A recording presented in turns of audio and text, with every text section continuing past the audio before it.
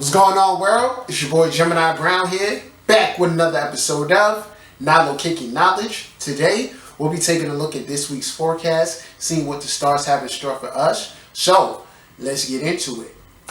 Alright, so, based on the title, based on what you already know, this week, Saturn, the Reaper, goes retrograde.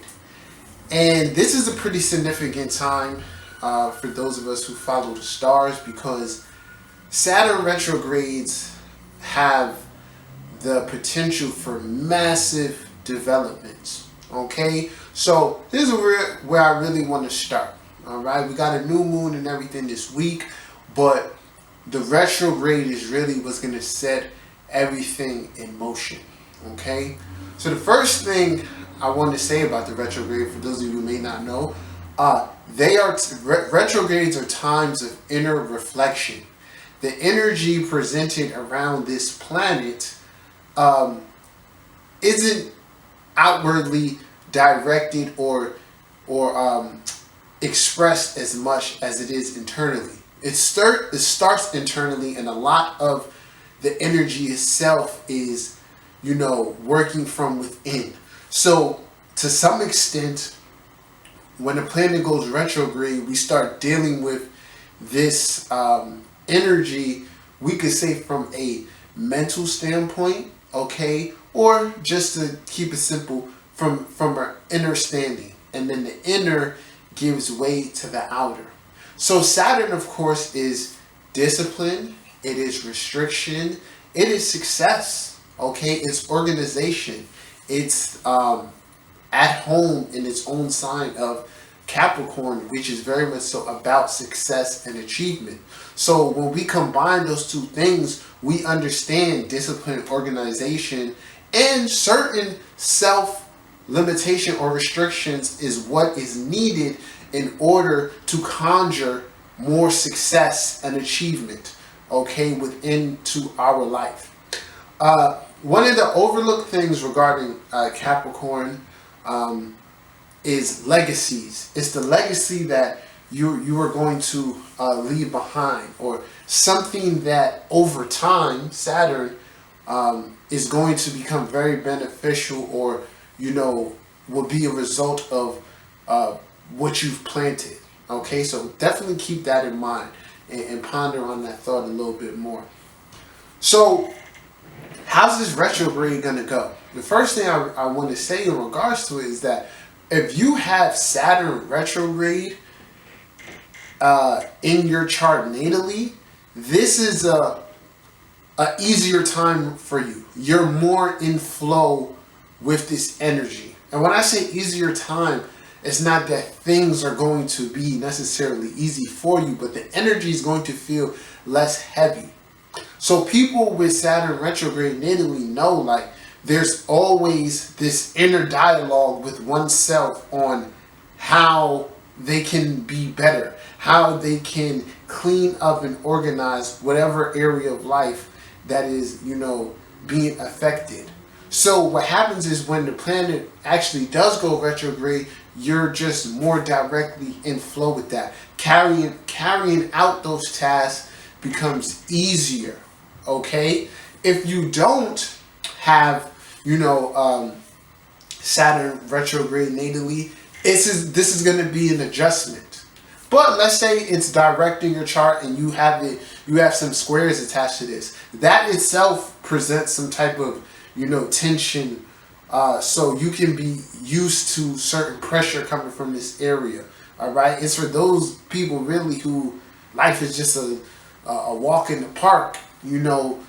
You're really going to feel the energy being turned up. But as always, I don't want you guys to look at this as anything to fear. I really want you to look at it as something to get motivated with, because a lot of progress can result from this. So basically, you're going to ask yourself, what have I been slacking on? What have I been avoiding?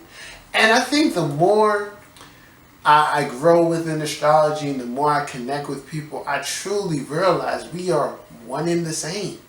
It is human nature to seek comfort. And it's Saturn's nature to make you uncomfortable. And I think you have to understand that nothing changes by remaining in your comfort zone. It is coming out of your comfort zone where change arises. And that's Saturn's chief objective, is to get you out of that comfort zone, to push you to recognize your limitations and then eventually push you past those limitations. So it's really the key, y'all. So collectively, what I am just noticing is this avoidance of hard work. And this is what we don't want to do. The point of being a star watcher is to understand the function of the planets and its influence. So Saturn is everything I named before, and it's at home in its own sign. So what that is doing is revving up, the need to do those things. So no matter what area of life this is for you, hard work and responsibility cannot be avoided. And speaking of hard work and responsibility, this is going to be, major themes over the retrograde about really, doing that. What have I been avoiding? What kind of hard work have I been avoiding? Say this is in your 4th house. And when I say hard work, don't think of it in physical. It's in the sense of whatever lessons need to be learned, whatever traumas, whatever needs to be acknowledged and dealt with and put in its proper perspective. So let's say this is, going through your 4th house, and there's a whole lot of things within your home life or things regarding your family that you've tried to repress, right? What this retrograde is going to do is going to force you to finally deal with that thing. So say you haven't been corresponding with a particular family member. That family member is going to, some way, somehow, whether you run into them at the gas station, life is going to force you to interact with them and deal with whatever problem is there. Okay? Say this is your 8th house, and intimacy wise in a relationship, things have gone south. Okay? And you've kind of just been going along with it because of whatever reasons. The universe is going to is going to create some type of scenario in which you get confronted with this. What you needed to said probably gets said to you, and you may not like that. All right? So sit with yourself and think, what haven't I acknowledged? And chances are the retrograde is going to, just naturally arise those feelings within you. Your mind is going to start to run on it. Like I said, life is going to bring situations there. And the key thing is literally to just deal with it. Okay? By not dealing with it, this is where it gets construed, right? Misconstrued. We believe that it's life limiting us. But our unwillingness to deal with the problem at hand is what's actually limiting us. So it comes back to us being, the problem and also having the ability to create the solution. And which is, like I said, just by dealing with what makes us uncomfortable. Okay? So Saturn's going to be here, retrograde, until, September. And what I would do, and this is how I'm really feeling, based on my meditations and just how Spirit's been speaking to me. I think we all need to find something within our lives that we are going to restrict ourselves from. Now, this is a wide spectrum. This can be a person. This can be a thought. This can be, it'll be food, right? Something that we're doing in our life that we can say, if I restrict myself from this, greater success is going to come. More improvement is going to come. And I can guarantee you it will. Because what it is by taking, the saying, wherever attention goes, energy flows. So by taking your attention off this thing, it's freeing up energy towards something else, as well as building discipline. Taking something, restricting yourself from something, particularly something you like or enjoy, requires discipline. But in the long run, that's what's going to ground you. So, as I go in and I'm focusing on the South Node, and it's right here in between Saturn and Pluto, pay attention. Pay attention to what life is taking away from you, or what is presenting itself in order for you to make that decision of taking it away. This is how we rid ourselves of this past karma.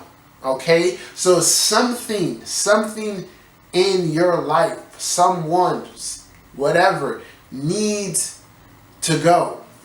And by doing that, that's going to be the first,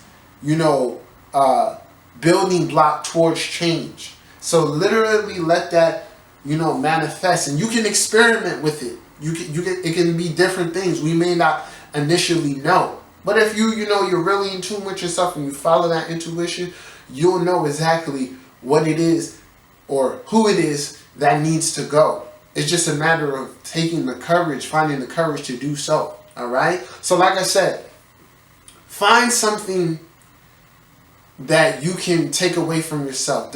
Restrict yourself in some type of way. And let that be, and observe that. Okay? And this will make the retrograde a lot easier. And as well as focus on cultivating the aspects of, hard work, discipline, and overall, like investing into whatever area of life that you're looking to achieve, greater success from. Okay? Saturn is like that. You get what you get back what you put in. Okay? So then we got a new moon coming right at the end of the week, and this new moon is occurring in Taurus. And Taurus is, Taurus deals with values. It deals with, finances, indulgence, the senses and things of that nature. And Uranus is here now, so whatever we do in regards to the themes of this sign in this area of life is going to lead to, greater liberation eventually. Okay, so what we want to do here is that we want to plant seeds. We want to plant seeds of, financial growth, of, enhanced value system. And if you look at my video I made a couple of weeks back about the interconjunction it has with Sagittarius, it's kind of like, you want to look at it and say, how does my truth in life, right? Or how do my values limit my, the things that I value, how does that limit my ability to express my truth?